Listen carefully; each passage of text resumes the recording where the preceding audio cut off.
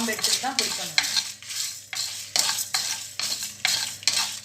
இப்போ உருளைக்கிழங்கு பார்த்தீங்கன்னா உங்களுக்குலாம் நான் ஒரு டிப்ஸு சொல்கிறேன். உருளைக்கிழங்குல வந்து வெள்ளையாக இருக்கிற உருளைக்கிழங்கு இருக்குது, மண் மாதிரி ப்ரௌன் கலராக இருக்கும், செம்மண் பூசினா மாதிரி அந்த உருளைக்கிழங்கு இருக்குது ரெண்டுமே. ஸோ அந்த வெள்ளை உருளைக்கிழங்கு பார்த்தீங்கன்னா அது கொஞ்சம் உங்களுக்கு வந்து ஸ்வீட்னஸ் கொஞ்சம் அதிகமாக இருக்கும்.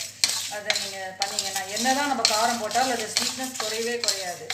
அதே அந்த மண் மாதிரி இருக்கிற உருளைக்கிழங்கு பார்த்தீங்கன்னா உங்களுக்கு வந்து ஸ்வீட்னஸ் அந்த அளவுலாம் இருக்காது, கரெக்டாக இருக்கும், நார்மலாக இருக்கும், நார்மல் உருளைக்கிழங்கு மாதிரியே இருக்கும். நீங்கள் அது வாங்கும் போது இதை பார்த்து வாங்கினீங்கன்னா உங்களுக்கு அது கரெக்டாக இருக்கும். ஏன்னா வெள்ளை உருளைக்கிழங்கு வந்து உங்களுக்கு ஸ்வீட்னஸ் கூட இருக்கும், அதனால் அதை பார்த்து வாங்கிக்கோங்க. அதுக்கு தான் நான் இந்த டிப்ஸு நான் உங்களுக்கு சொல்கிறேன்.